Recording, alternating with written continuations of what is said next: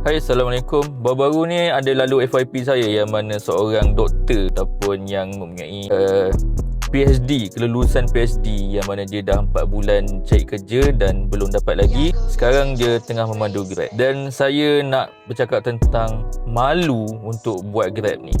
Dan ada juga yang DM saya yang kata saya ni dah baru jadi buang kerja dan nak cari kerja baru. Jadi sebelum nak cari kerja tu, kena carilah satu job sampingan yang mana boleh tampung bulanan dia ataupun duit bulanan dia, nak pergi makan, nak bayar sewa ke, nak bayar kereta ke dan sebagainya. Jadi kita balik semula ke ni perasaan malu untuk bawa Grab ni. Pada saya, jangan malu lah, sebab job yang kita buat ni job yang halal.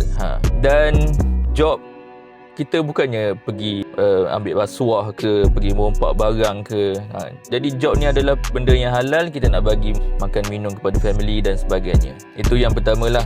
Janganlah nak malu. Tak perlu malu lah lagi korang yang mana kokotnya lah ada jawatan jadi manager, ada jawatan dalam pendidikan, PhD, ada doktor dan sebagainya. Jangan malu. Korang buat je sebagai backup sampingan, ataupun yang mana belum daftar, korang daftar je. Lagi-lagi yang dekat Lembah Kelang tu, lagi bagus.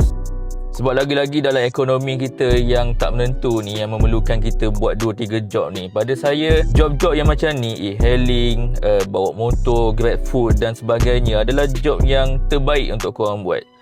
Sebab job ni sangatlah fleksibel. Bila-bila korang nak buat, korang boleh buat. Dan ya, itulah, bila masa korang nak buat, korang boleh buat. Itu yang paling penting lah. Jadi per hari korang akan dapat lah mungkin 100, mungkin 200, mungkin 150, bergantung. Benda tu dan sangat banyak sebenarnya untuk dapatkan tu.